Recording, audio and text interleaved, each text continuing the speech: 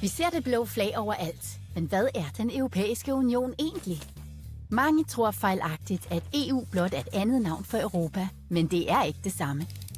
Europa er et stort kontinent bestående af snesevis af lande, men kun nogle af dem tilhører denne union. Så hvad er den præcis? I dag står 27 medlemsstater sammen, som stjerner i en konstellation, mens andre skinner for sig selv. Disse 27 lande dækker mere end 4 millioner kvadratkilometer og er hjemsted for over 448 millioner mennesker. Alle fra det største Frankrig til det mindste Malta har en plads. Men hvordan begyndte det? Efter ødelæggelserne fra 2. verdenskrig var Europa splittet. For at forhindre nye konflikter blev 6 nabolande enige om at dele kul og stål. Fredens byggesten. Fra dette frø voksede unionen skridt for skridt og skabte stabilitet, velstand og demokrati. Og hvad med hverdagen?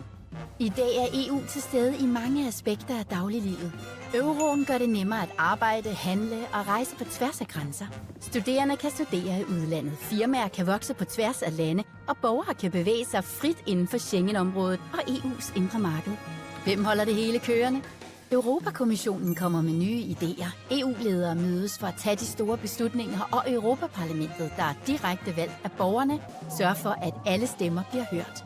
Tilsammen fungerer disse institutioner som et urværk, der drejer i takt for at holde Europa i bevægelse. EU er mere end en gruppe nationer. Det er en fælles fortælling. Forenet i mangfoldighed og stærkere sammen bygger de en fremtid, som intet land kunne forme alene. Bliv her for at se flere episoder af EU in Focus.